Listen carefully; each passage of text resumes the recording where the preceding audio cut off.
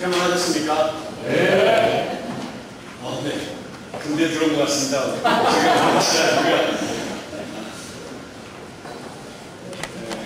부족한 강의를 청해주셔서 너무 감사드리고요. 마지막 강의를 시작하겠습니다. 오늘은 한국교회 이야기를 같이 나누도록 하겠습니다.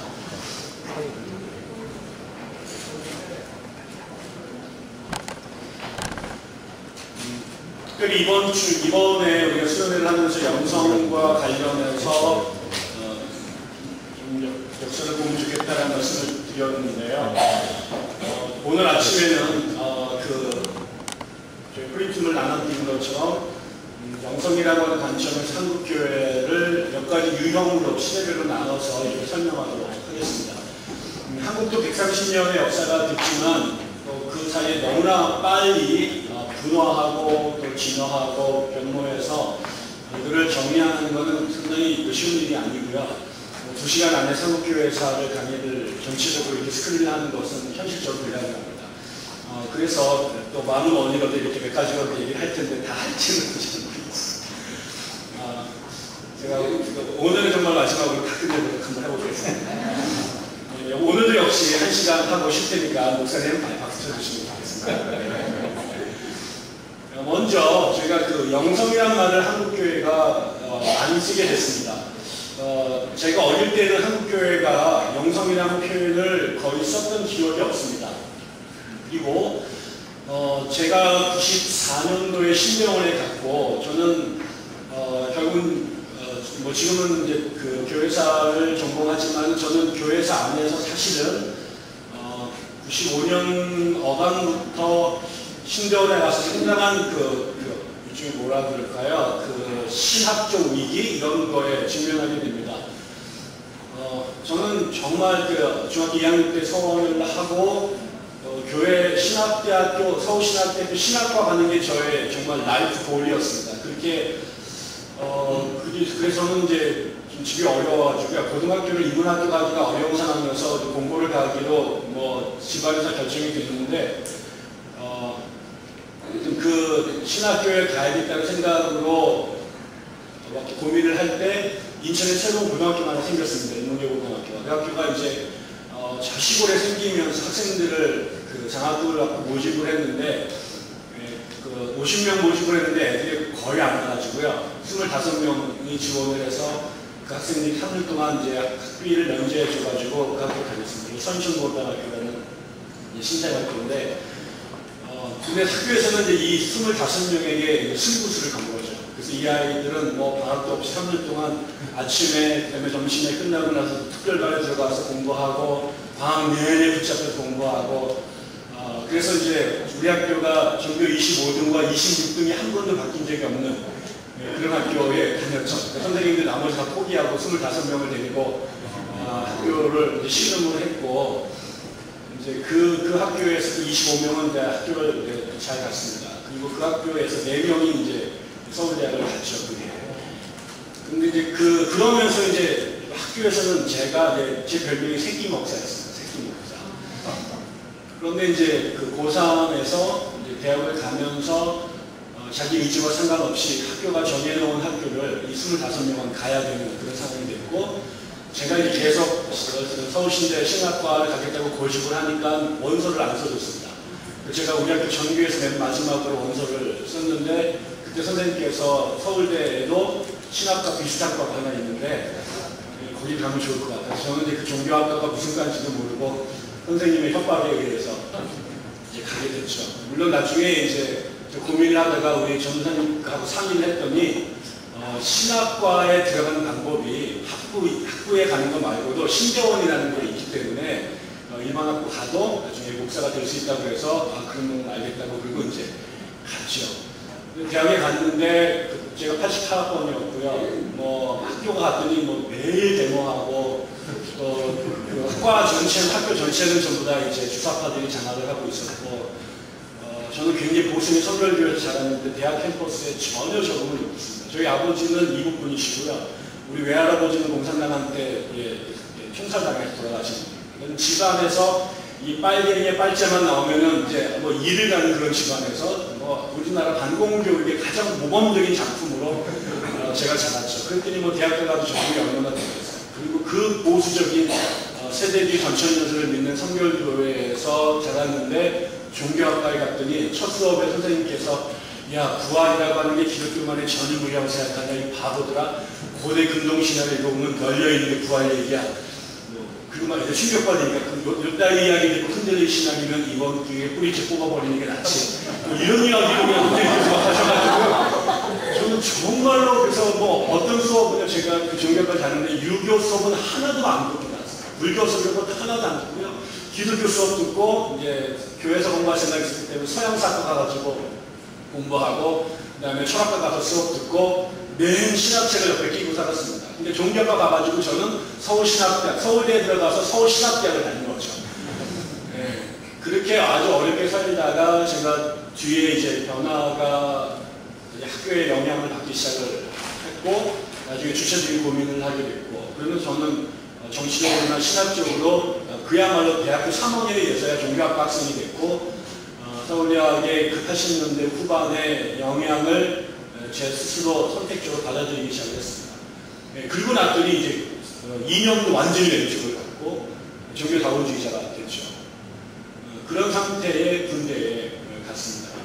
그리고 그 와중에 엄청나게 군대 가는 어간에 수많은 일들이 벌어졌고 결국은 이제 군대 가기 직전에 온누리교회의 경배와 찬양 리더들 하는 수련회에 갔다가 제가 극적으로 하나님을 만나게 됩니다. 그리고 나서 그때 제가 이제 그 수련회를 하는데 전부 다 이렇게 막 뭐 정말 전국에서 신령한 사람이 다 모였더라고요. 기도하면서 어마어마하게 기도하고 근데 저는 뭐 목사님 설교가 하나도 귀에 안 들어오고 애들 막 불 끄고 막 통성으로 방언을 기도하는데 전부 다 무식한 광신자들이 모여있는 것 같고 완전히 이질적으로 거기 이제 멍 때리고 뒤에 맨 뒤에 이렇게 앉아 있었는데요. 마지막 날도 집회가 끝나고 다 같이 불 끄고 기도를 하는데 저는 멍하니 맹소적으로 그 친구들을 바라보고 있었습니다. 근데 그때 정말 신기롭게 제가 눈을 감고 이렇게 그 깜깜한 방 안에 그 예배당 안에 있었는데 누군가 옆에 계세요.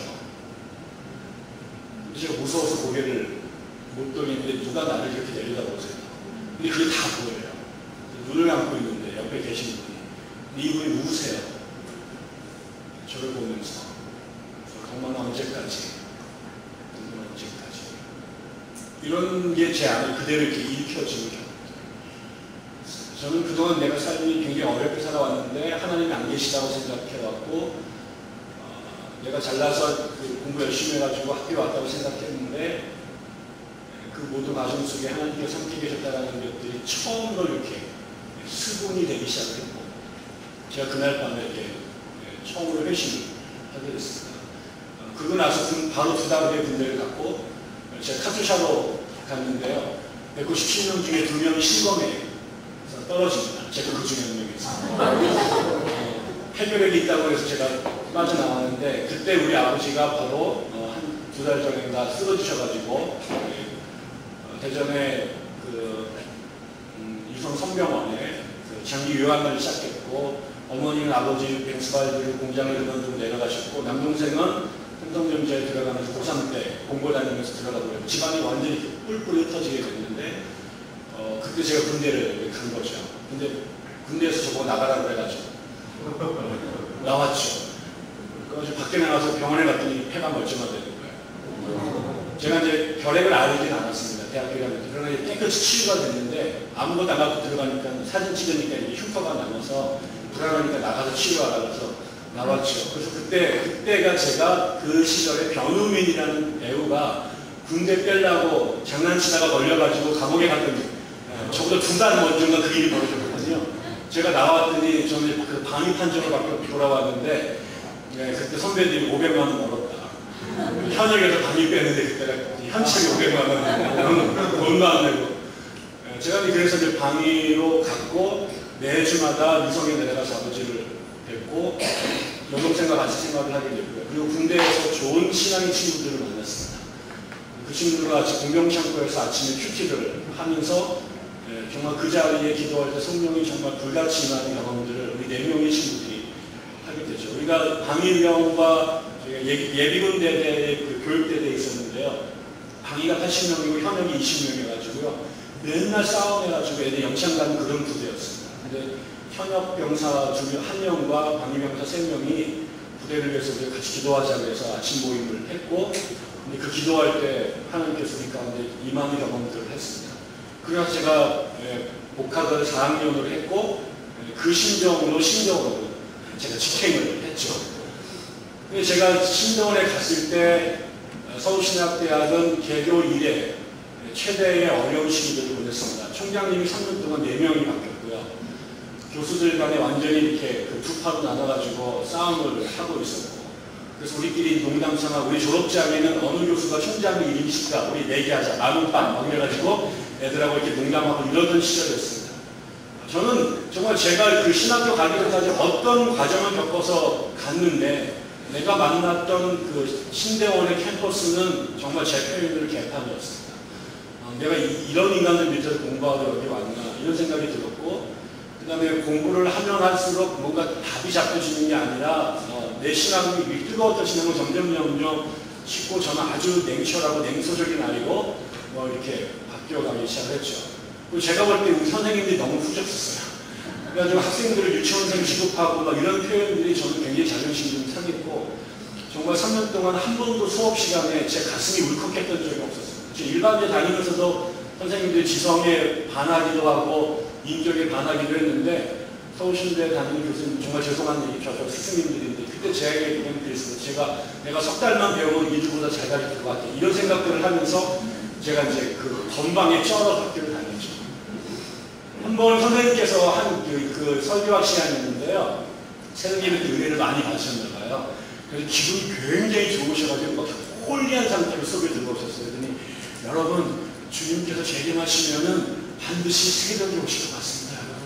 그러니까 모두가 아멘 이러는 거예요. 그래서 손을 싹 교수님 어느 나라 새벽인데요? 그래서 분위기가 이제 싹 제가 그런 거를 취미로 재미를 느끼면서 이제 선생님 입 막는 거고, 얼마나 저를 미워했겠어요.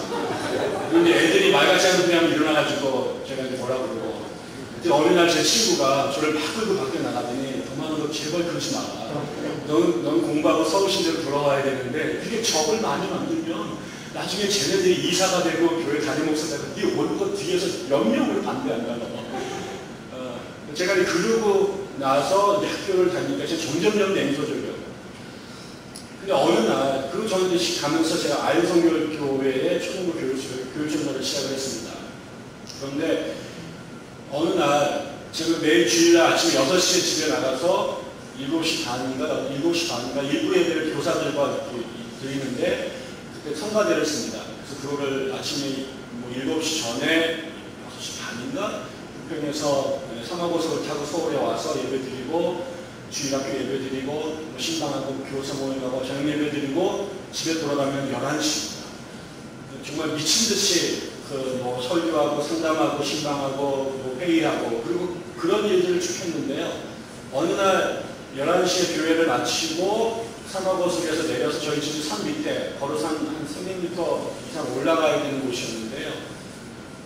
동네가 전부 다 불이 꺼져 있고 아주 고요한 시간이었는데, 제가 이렇게 버스를 내려서 너무나 지친 몸으로 그 산길을 올라가는, 산길은 아니지만 동네를 이렇게 올라가는데, 정말 그 우주에 구멍이 뻥 뚫린 것 같은 공허함이 저에게 밀려왔어요.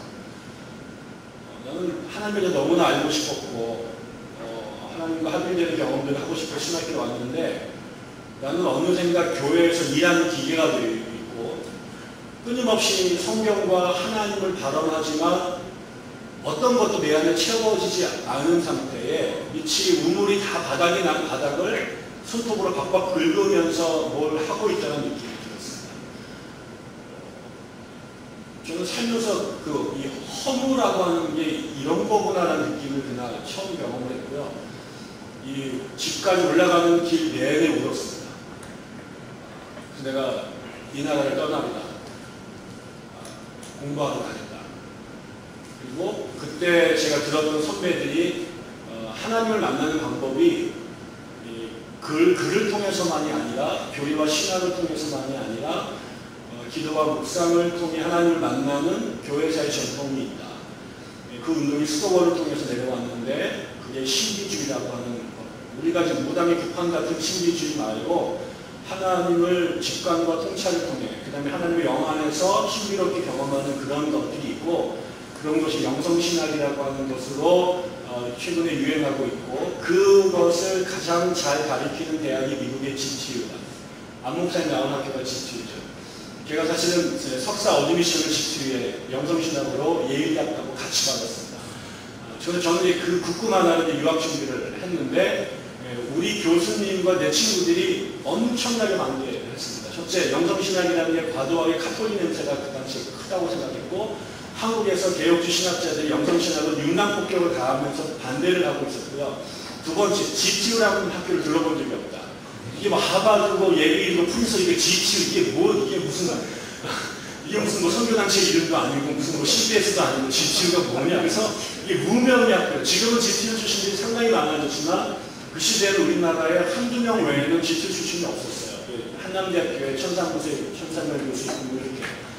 그래서 제가 이제 그 GTU에 어플라이를 했는데 선생님들이 반대하셔서 선생님은 또 왜 제가 자꾸 GTU를 고집을 하니까 개신교에도 좋은 영성의 표본이 있다. 그게 조나단 에드워즈라는 사람입니다. 조나단 에드워즈의 공부를 하려면 예일대학교 신대원에 가야 된다. 그래서 선생님은 저를 예일에 가라고 그러고 저는 GTU에 가고 싶었고 그래서 제가 이제 어플라이를 두 학교에 다 했습니다. 물론 몇 군데 학교 더 했죠.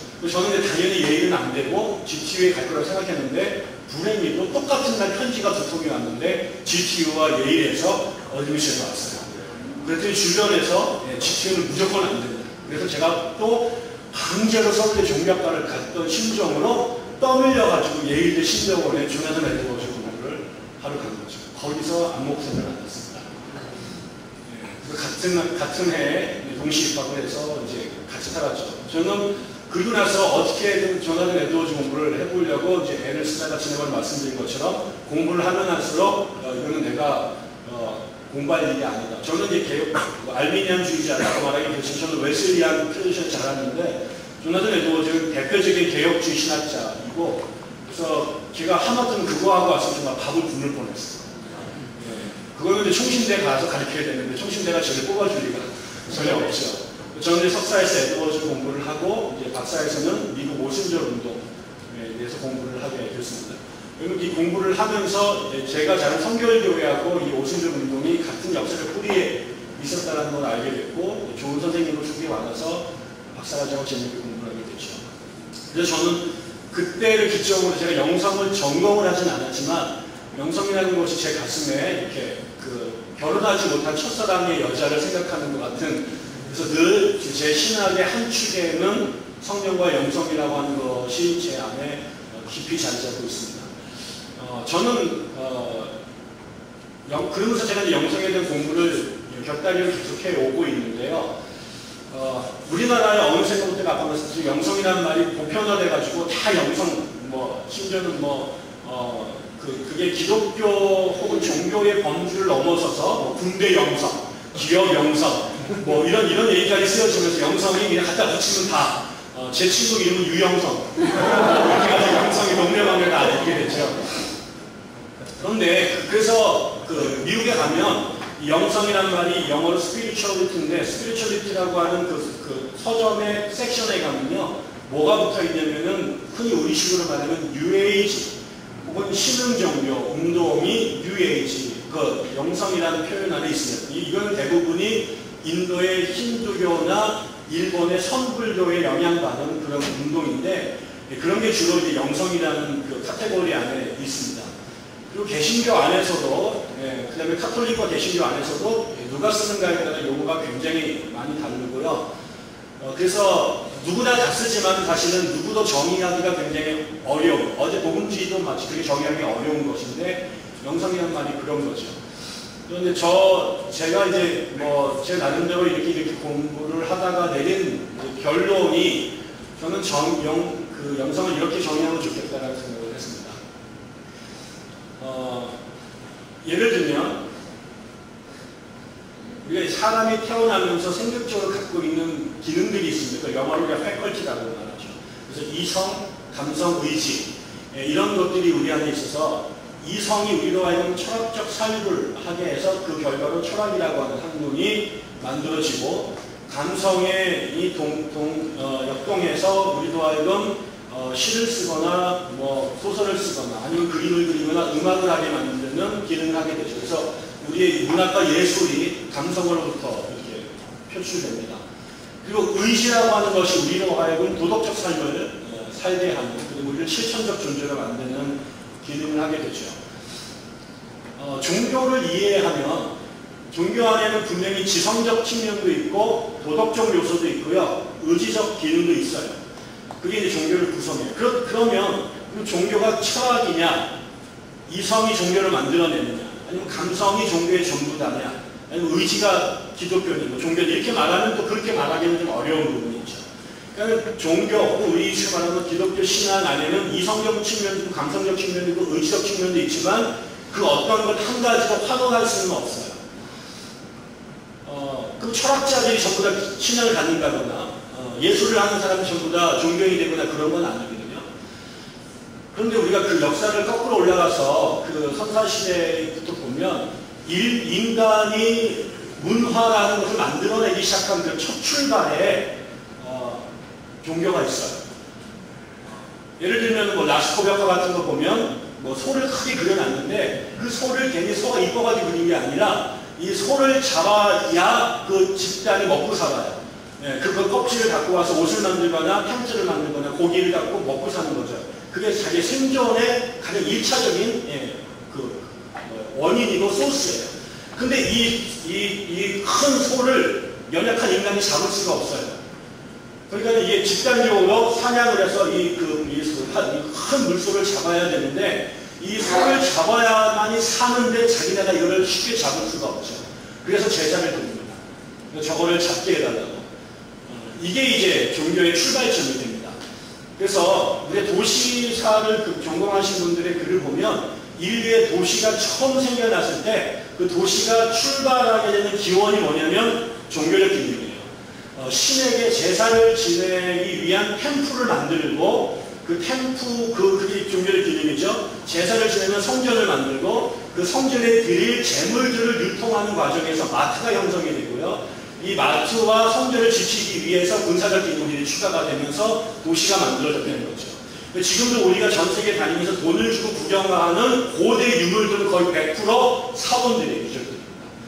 그러니까 이거는 그 종교학자들은 인간은 호모 렐리기오스스, 인간은 종교적 존재다 이렇게 얘기를 하는데 그게 학습된 게 아니라 태어나서 인간이 살면 인간의 문화를 만들기 시작하면 제일 처음에 종교적인 기능부터 하는 것들을 만들어 가기 시작했다는 거죠. 그래서 인간이 생득적으로 종교적 요인을 갖고 태어나는 것 같다. 그래서 폴 틸릭이라고 하는 신학자는 종교라고 하는 것은 문화의 핵심이고 문화는 종교의 외형이다 이렇게 정의를 하기도 해요. 그러니까 사람이 사는 모든 곳에서는 자연 발생적으로 종교가 생겨났다고 보는 거죠.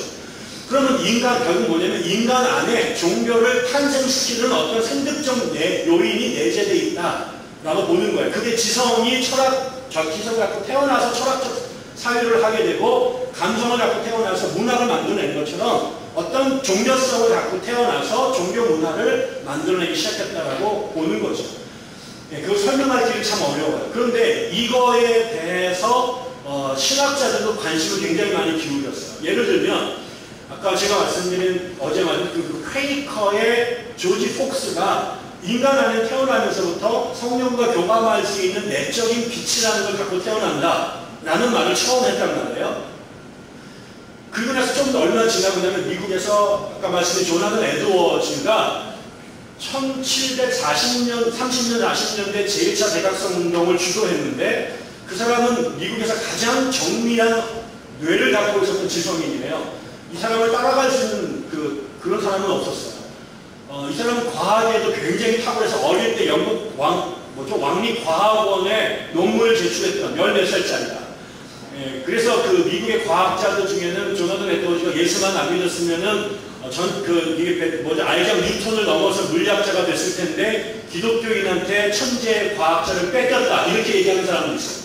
근데 그 사람이 예일 대학을 졸업하고 목회를 하는 중에 대각성 운동이 터졌는데 그 대각성 운동을 터졌을 때 그 당시 하버드 대학교의 교수들은 이신론이라고 하는 이성적으로 기독교를 설명하려고 하는 계몽주의적 형태의 기독교를 믿었는데 이 사람들이 이 종교적인 부흥이 터졌으니까 광신주의를 몰면서 엄청나게 비난을 했는데 그때 조나단 에드워즈가 이 부흥운동이 가짜가 아니다. 정말 성령의 역사다라고 하는 것을 변증하는 own religious affection 때문에 블라블라 길게 썼어요. 보통 우리가 영어로는 own religious affection. 우리나라 말로는 종교적 감성, 신앙과 정서 이렇게 번역을 하는 책을 하나 씁니다.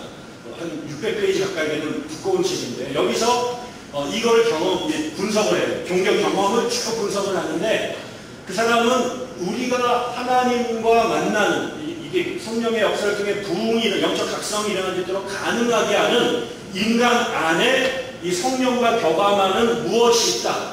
그거를 명명하기 위해서 이 사람은 religious affection, 종교적 감성이라고 하는 말을 만들어내요. 결국 이것도 그 조지 폭스랑 똑같은 거죠. 결국 우리 안에 하나님과 이렇게 만날 수 있는 뭐가 생득적으로 갖고 있다. 거기에는 이성적 요소도 들어가 있고 감성적 요소도 들어가 있지만 그것과 테크니컬리 구별할 수밖에 없는 그 무엇, 고유한 그것이 있는데 그거를 종교적 감성이다 라는 말을 해요. 그 사람보다 100년이 지나가면은 독일에서 자유주의 신학의 아버지라고 불리는 프리드리히 슐라이마허라는 사람이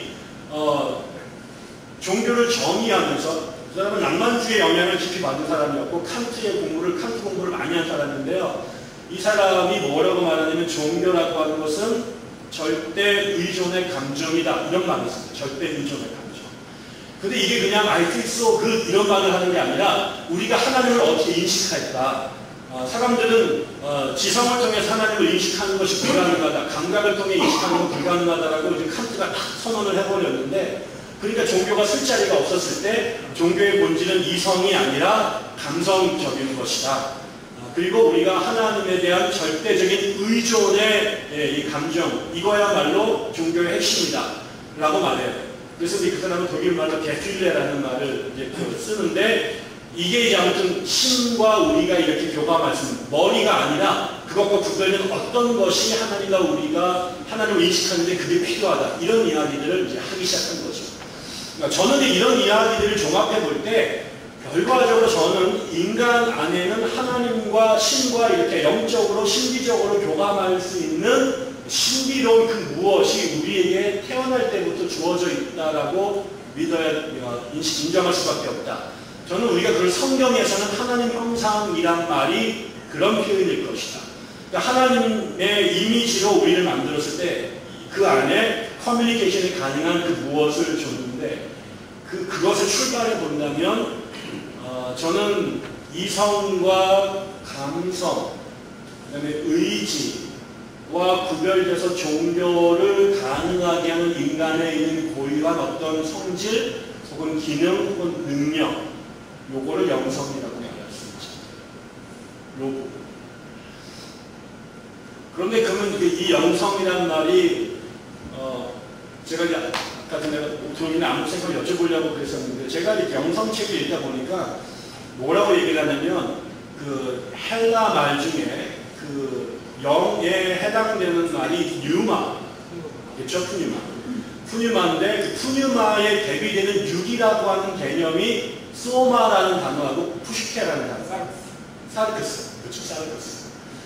근데 이 소마하고 사르크스가 다르다는 거예요. 그 영성학자들의 표현에 의하면 예를 들면은 소마는 그야말로 우리가 영을 보이지 않는 그 신비로운 무엇인가라고 말할 때 우리 육체적인 이 몸 이거를 소마라고 부르면 그 사르크스라고 하는 것은 육적인 것이라고 표현하고 그때 육적인 것은 몸과 관련된 게 아니라 하나님의 뜻을 영적이라고 말하면 그 하나님의 뜻에 대비돼서 하나님의 뜻에 반대되는 그게 영적이든 심리적이든 육적이든 이 일체를 사르크스라고 부를 수 있다. 이렇게 보면 되는 거죠. 그런데 우리가 영적이다라고 말할 때는 우리 몸에 반대되는 귀신이나 혼이나 이런 개념이 영성이 아니라 하나님의 뜻에 반대되는 일체의 행위를 육적이라고 말할 때 하나님 나라의 시민으로 하나님께 순종하는 일체의 존재, 양식 자체를 영성적, 영적이라고 말할 수 있을 거라고 보는 거예요. 그러니까 예를 들어서 우리가 성이라든가 밥을 먹는 거라든가 운동을 하는 거나 이런 거 다 몸과 관련된 건데 이런 것들을 우리가 좀 부끄럽게 생각하는 거죠. 예를 들면 재전에 우리 목사님이 새벽 예배를 끝나시고 몸이 안 좋으셔서 북한산에 등산을 하시게 됐대요. 그런데 열심히 해서 살을 빼셨는데 어느 날 갑자기 주의 종이 새벽 예배 끝나고 기도해도 시원찮은데 등산해도 되나? 그래서 운동을 중단하셨다는 거예요. 이분은 그야말로 영육이원론에 사로잡힌 거죠. 우리가 기도하는 것은 영적인 것이고 운동을 하는 것은 육적인 것이기 때문에 하면 안 돼. 이게 한국 사람들이 생각하는 영육인데 그거는 아까처럼 푸뉴마하고 소마의 관계가 그렇다고 본다면 우리가 말하는 성경에서 바울이 처음 얘기했을 때의 영적이다라고 하는 것은 이 사르크스에 대비되는 개념으로서의 좀 더 포괄적인 그러니까 우리가 몸을 통해서도 하나님께 영광을 돌리는 삶을 할 수 있는 거예요. 지나가다가 사람들이 어려움에 처해 있을 때 손을 들어서 일으켜주는 행위, 몸을 쓰는 것이지만 예배와 상관없지만 하나님께 영광을 돌리는 삶이고 우리의 목소리로 하나님께 찬양을 드리는 것도 굉장히 중요한 것이지만 또 어려운 사람들을 향해서 위로의 노래를 불러주는 것도 뭐 이렇게 그래서 우리가 결국은 이거를 귀신적인 측면과 그다음에 물리적인 몸과 관련된 것으로 영육을 나누는 것이 전통적인 생각이었다면 원래 성경에서의 영육이라고 하는 것은 영이냐 육이냐라고 하는 문제를 떠나서 이 행위가 이 삶이라는 것이 하나님의 뜻에 합당하시냐 아니면 하나님께 적대적이고 반대되는 것이냐로 영과 육을 나눌 수 있다. 그래서 이렇게 따지면 우리가 영성이라고 하는 것이 반드시 종교적이거나 혹은 보이지 않는 그 비가시적 세계의 활과만 관련된 것이 영성과 관련된 거라고 말할 수 없다는 거죠. 저는 그래서 이 영성이라는 것이 4가지 정도의 차원으로 드러난다, 혹은 경험된다, 혹은 실천된다고 말씀드릴 수 있습니다. 첫째는 분명히 하나님은 영이시고 하나님은 몸을 갖고 있는 건 아니시고요. 우리 안에도 그 혼과 관련된 그 보이지 않는 그런 신비로운 요소가 우리 안에 분명히 있기 때문에 영과 하나님이 우리랑 만나는 경험을 했을 때 저는 첫 번째 우리 안에 성경에서 말하는 성령의 은사와 같은 신비로운 경험들이 체험되거나 드러난다라고 보는 거죠. 이거를 부인할 수 없다.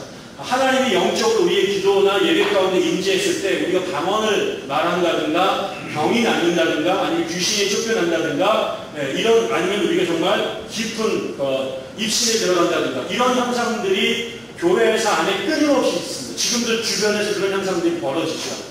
저는 그것 자체를 절대로 부정해서는 안 된다고 생각합니다. 니들이 뭔데 하나님께서 방언하라고 그러는데 안 한다고 버티는 이런 거죠. 하나님 귀신 쫓아내는데 우리가 뭐 안 쫓아내면 우리 이유가 전혀 없는 거예요. 하나님께서 우리를 전국 날리셔서 날려버렸는데 뭐 안 나가겠다고 버틸 수가 없는 거죠. 그러니까 그것 자체의 가능성을 저는 절대로 우리 스스로가 이제 잘라낼 수 없다. 그래서 저는 개인적으로 보수적 장로교인들이 은사 중기론이라는 걸 얘기하면 저는 그걸 동의하지 않습니다. 그래서 저는 지금도 그 예언이나 방언이나 은사나 신유나 이런 것들이 나타날 수 있고 실제로 그런 거 체험한 사람이 동네에 부지기수도 많이 있습니다. 근데 문제는 이 사람들은 이것을 전부 다 영적인 것으로 여기로 환원시켜 버리는 거예요. 근데 그 다음도 있어요. 그 다음 뭐냐면 하나님과 우리가 영적으로 교감을 하게 되면 사귐의 관계에 들어가게 되죠. 인격적 만남을 이루어지고 여기에 이제 래퍼가 형성이 되고 하나님과 교제를 들어가게 됩니다. 그러면 영향을 받습니다.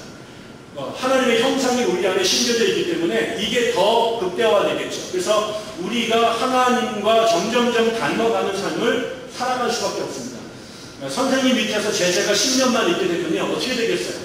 여러분 가장 대표적인 게 여기도 순복음교회를 보면 압니다. 조윤기 목사님은요 경상도 분이세요, 부산 분이세요.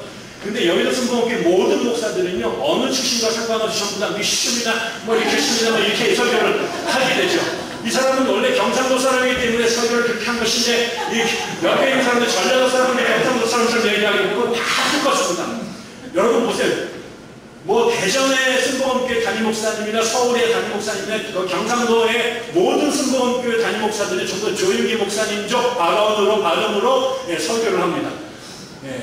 얼마나 담고 싶었으면, 아니면 담게 강요했으면, 아무튼 읽게 되면 그 담게 되죠. 어쩔 수가 없어요. 저도 저희 서울시대 교수님 밑에서 쭉 몇 년 제자를 하고 났더니 나중에 이 땅에서 그 박 교수를 제일 많이 닮은 친구는 대동만이 이런 얘기를 주변 사람들이 저를 이제 박명수 키즈라고 불렀어요. 우리 선생님 박명수입니다. 개그맨 박명수 아니고. 그러니까 닮게 되죠. 자식도 닮아요. 그 다음에 아버지도 부부 간에도 닮잖아요. 그러니까 주님과 우리가 사귀고 그분에게 영향을 받으면요, 하나님의 성품이 우리 안에 드러납니다. 그것을 바울은 성령의 열매라고 말했어요. 그러니까 주님이 가졌던 성품이 우리 안에도 자연스럽게 묻어나올 수밖에 없습니다. 그걸 우리가 다른 말로 하면 성결이고 성화라고도 표현할 수 있는 거죠. 그러니까 성령과의 경험이 신비 체험으로도 나타나지만 분명한 것은 인격적 변화와 성품의 변화, 우리의 본질의 변화로 분명히 나타납니다. 그 다음에 세 번째가 있습니다. 우리가 사도행전 2장의 성령의 강림을 교회사에서는 교회의 탄생일로 봅니다. 교회는 목사들이 모이거나 집사 몇 명이 모여가지고 우리가 교회 세우자라고 세워지는 게 아닙니다. 그건 종교적 집단은 될 수 있지만 교회이냐 아니냐를 나누는 가장 중요한 것은 하나님이 거기에 현존하시느냐 현존하시지 않느냐죠. 그런데 그 교회사에 성령이 처음 임했을 때 나타나는 현상이 그걸 통해서 뭐 신비적 체험도 하고 여러 가지 나타났지만 결국 기독교 초대교회 에클레시아라고 하는 공동체가 형성이 되죠. 성령을 체험한 사람들이 함께 모여서 예배하고 교제하고 세상과 교감할 수 있는 동아리를 만듭니다. 그래서 성령이 임재한 또 하나의 분명한 증거는 공동체가 형성이 됩니다. 저는 그런 의미에서 가나안 성도는 동의하기가 어렵습니다. 교회를 떠나서 텔레비 앞에서 예배를 드리는 것이 내가 신자라고 말하기 어렵습니다. 왜 그러냐면 우리의 영성이라고 하는 건 반드시 공동체 안에서 함께 빚어져 가는 것이기 때문에 공동체 밖에서 신앙을 지키는 것은 그야말로 벼랑 끝에서 풀뿌리를 하나 잡고 견디는 거지, 그것이 삶을 누리는 신자의 삶이 될 수 없다고 저는 생각하죠. 마지막으로는 이 공동체를 통해서 개인이 체험하고 변화되고 그것이 공동체를 통해서 실험되고 운영됐던 이 역량이 교회 당 밖으로 흘러넘칩니다. 왜 그러냐면 성경은 하나님이 사람을 창조하시고 교회를 창조하셨을 뿐만 아니라 세상을 창조하셨다고 말하고 하나님께서 만유의 주라고 말씀하시죠. 그래서 하나님은 기독교인들만의 전유물이 아니라 기독교인들만의 하나님이 아니라 이 땅에 심지는 모든 생명체의 아버지이시고 창조주이시도 하는 거죠. 그게 결국은 우리가 예수님께서 기독교를 가르쳐 준 것처럼 하나님의 뜻이 하늘에서와 같이 이 땅에서도 이루어지기를 소원하는 거잖아요. 그리고 우리가 하나님 나라가 이 땅에 임하기를 원하는 거잖아요. 그래서 우리 개인 안에 실현됐던 하나님의 나라, 근데 우리 공동체에서 이루어졌던 하나님의 나라가 우리나라 이 세상의 생태계 안에서도, 그 다음에 정치와 경제 영역에서도, 문화와 예술의 영역에서도 그대로 드러나기를 소망하는 것, 그걸 위해 힘쓰는 것, 저는 그걸 하나님 나라 운동이라고 얘기를 하고 싶은 거죠. 그 영향들이 다 우리에게 있는 겁니다. 여러분이 대학의 교수이시고 비행기를 모시는 분들이 많이 계시다는데 그 비행기도 하나님 겁니다. 여러분들이 비행기를 모는 것은 목사가 예배를 직전하는 것과 똑같은 심정으로 이 사람들을 섬기는 것이고, 그 비행기 안에서 하나님의 나라의 질서가 이루어지도록 승무원들과 승객들의 관계를 형성해 나가는 거죠. 이런 것들이 대학 캠퍼스 안에서, 그 다음에 실험실 안에서, 연구원 안에서, 심지어는 가정의 그 침실과 식당 안에서 이루어지는 것, 여기도 하나님이 주인이시다라고 하는 것을 승인하고 살아내는 것, 이런 것이 전부 다 저는 영성의 연장선상에 있다고 보는 거죠. 이거를 제가 그 영성의 기본 개념으로 전제를 하고, 그럼 한국이 이 영성을 빚어오는데 어떻게 왔을까? 첫 번째는 한국의 기독교 영상이 형성되는 맨 밑에 기저에 저는 한국의 전통 문화가 있다고 전제를 해야 된다고 봅니다. 물론 저는 거기에 유교도 있고 불교의 영역도 있는데 그것도 중에 제일 가장 근원에는 저는 무속, 샤머니즘이라는 것이 있다고 보는 거죠. 근데 기독교에서는 샤머니즘에 대해서 일방적으로 비난만 하고 다 썩어 문드러질 것으로 얘기를 하는데 저는 조금 객관적으로 무속을 평가할 필요가 있다고 생각이 들어요. 저는 무속과 기독교의 관계를 볼 때 세 가지로 분류해서 볼 수 있다. 하나는 긍정적 기여를 한 부분이 있다. 무속이 한국교에 긍정적 기여를 한 부분이 있어요. 근데 중립적 요소가 있고 부정적 요소가 있어요. 긍정적 요소는 뭘까요? 그거 전에 중립적 요소부터 먼저 말씀드리겠습니다. 제가 어제도 여러 번에 걸쳐서 얘기하면서 한국 기독교가 무속에게 받은 요소 중에 하나가 부정적인 것에 기복신앙이 있다 이렇게 말씀을 드렸어요. 그럼 제가 또 동시에 말씀을 드렸습니다. 기복 자체를 문제 삼을 수는 없다.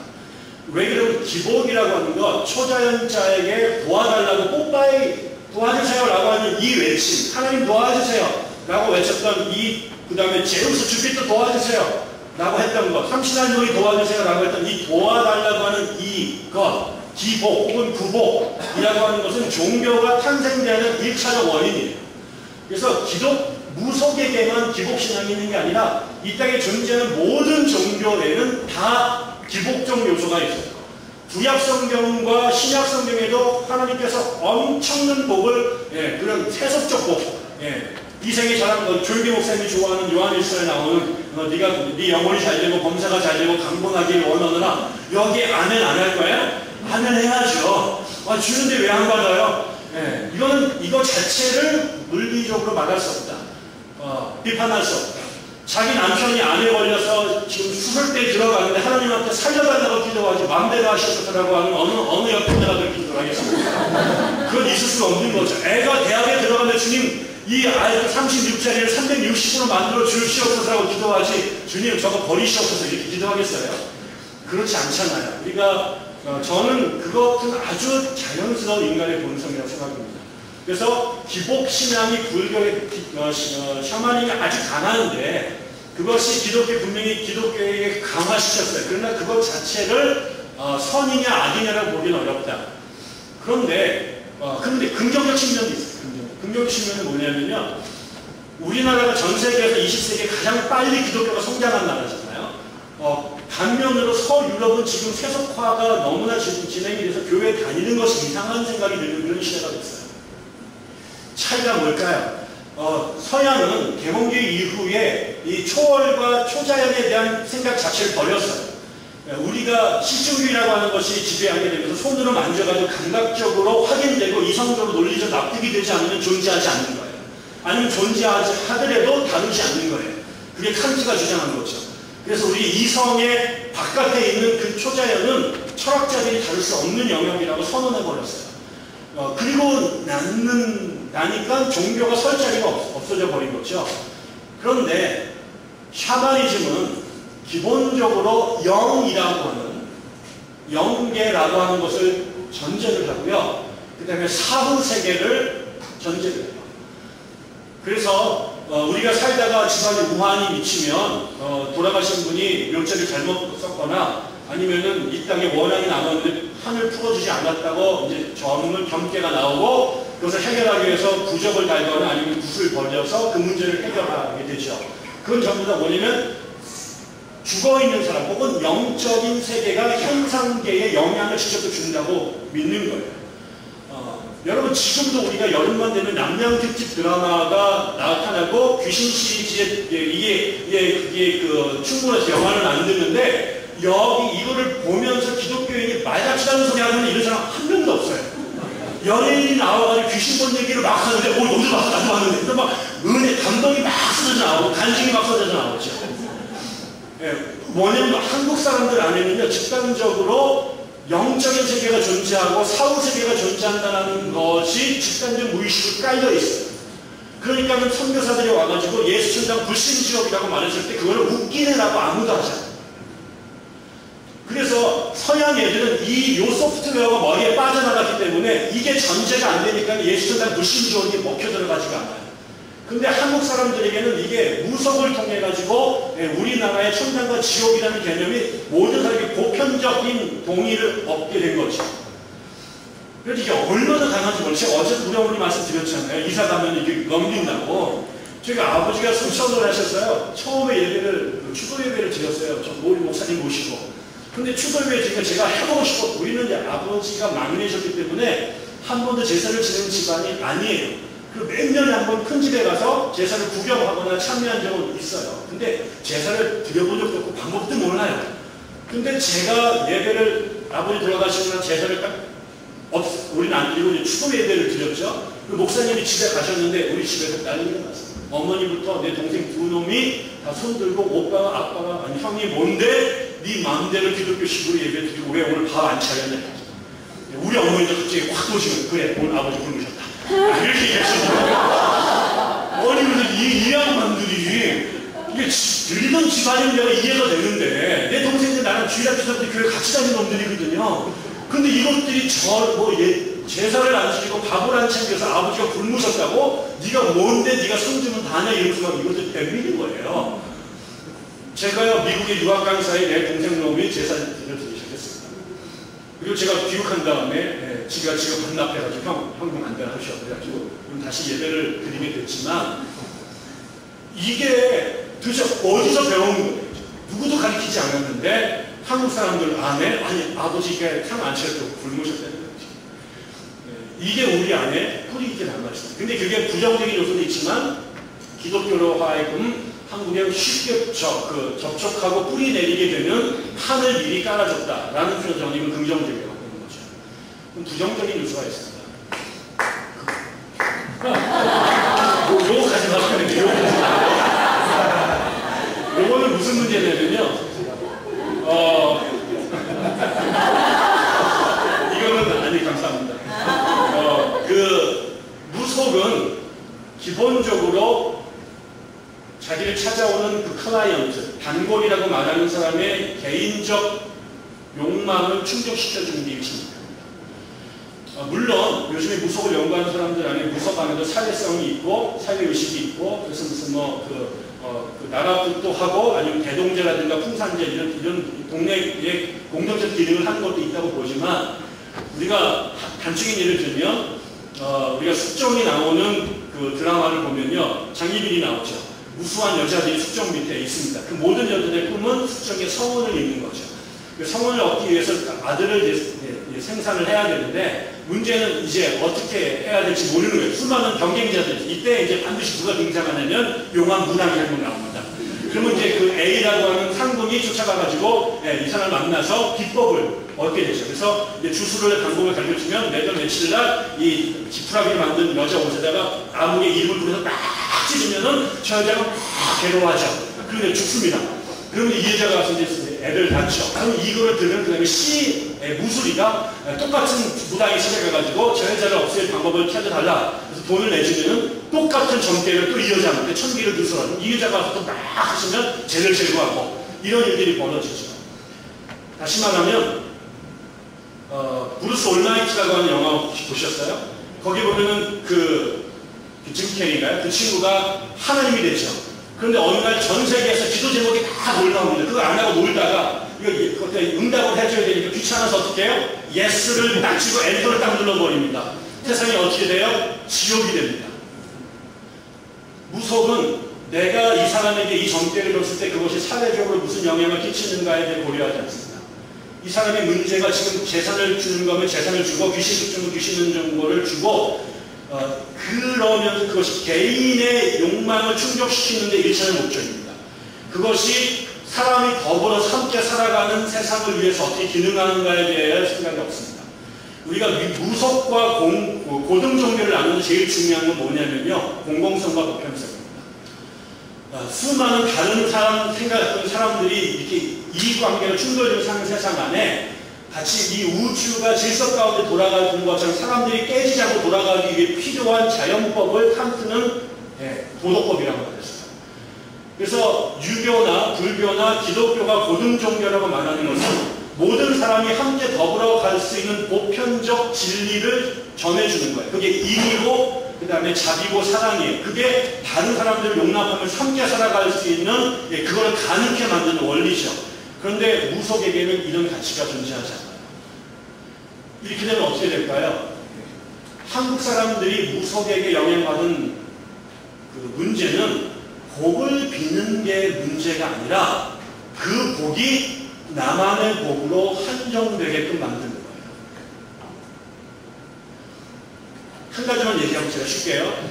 얘기는 이런 겁니다. 예를 들게요. 확실하게 하고. 제가 몇 년 전에 거의 한 20년 된 것 같습니다. 인천에 제가 한 달 동안 신학교에 들어가고 나서 한 달 동안 실업자가 된 적이 있었어요.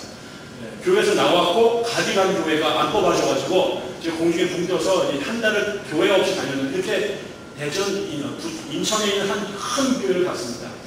6월 정도 됐는데요. 목사님이 이렇게 설교하시는 거예요. 여러분, 우리가 기도를 열심히 해야 될 시를 들어왔습니다. 우리가 연수련회, 그다음에 주일학교, 성경학교 이런 것들을 해야 되고 해외 단기 선교를 가니까 기도가 많이 필요합니다. 아멘. 그렇죠. 저는 문제가 안 되죠. 그런데 여러분, 우리가 얼마나 기도를 많이 하는 교회고 또 기도하기 때문에 하나님이 얼마나 축복하시는지 아시죠? 네, 아멘이에요. 예를 드십니다. 작년에 그 교회가 그때부터 1년 전에 그 감리교회인데 여러 교회들이 연합으로 산상 집회를 하게 됐습니다. 그래서 큰 버스를 대전해서 여러 그 동네에 있는 감리교회들이 타고 이동을 하는데 고속도로에서 3중, 4중 추돌 사건이 벌어졌습니다. 그래서 그 교회가 탄 버스가 양쪽에 샌드위치가 돼서 많은 사람이 다친 거예요. 그런데 목사님이 이렇게 설교하십니다. 근데 우리가 워낙 하나님께 기도를 많이 했더니 하나님 우리를 특별히 사랑하시다. D 교회 뒤에 여러 명 앉았고요. A 교회가 앞에 몰아 앉아서 양쪽에서 찌부돼가지고 여러 명이 터졌는데 하나님께서 우리 교회를 특별히 사랑하시다. 우리 교회 신자들은 전원 정 가운데 앉으셨고 그래서 짬뽕 됐을 찌부 됐을 때 우리 교회만 아무도 안 다쳤습니다. 할렐루야! 미쳤네 이거든요. 이 미친놈들이죠 이게. 그러면 다 얘네 이교도 들고 저주거든 놈들이 다 하나님의 자식들 아닙니까? 근데 우리나라가 이 모양이 된 거예요. 다른 사람들이 어떻게 되는 것과 상관없이 내가 복을 받으면 하나님께 할렐루야 아멘인 거죠. 같은 교회 안에서 우리 아이가 사법고시 패스됐어요. 근데 저쪽에 신집사 아이는 대학교 떨어졌는데 그거 갖고 프랜카드 붙이는 교회. 그렇다고 교회가 떡 돌리고 장사하는 사람들. 이게 도대체 내 삶이 다른 사람과 어떻게 같이 살아야 된다는 생각이 없이 나만 배가 부르면은 띵호와 하는 게 한국 사람들인 거죠. 그러니까 예수는 그런 기독교가 가르쳤어요. 그런데 무속이 한국 기독교에 끼친 부정적 요소는 복을 구하라고 하는 것이 잘못된 게 아니라 예수는 만인이 복을 받는 세상을 원했던 거고 그런데 샤머니즘은 너만 복 받으면 잘 된 거야. 하나님은 너를 위해 존재하는 하나님이야. 나의 하나님이야. 라고 우리를 한정을 시켜버린 거죠. 그래서 무속과 기독교가 만났을 때 이 조합으로 만나게 됐을 때 무속은 한국의 기독교를 고등 종교에서 샤머니스틱한 수준으로 한국 기독교를 끌어들였던 거죠. 제가 어제 드렸던 그 기도에 대한 설명이 그런 맥락에서 이해가 됐거든요.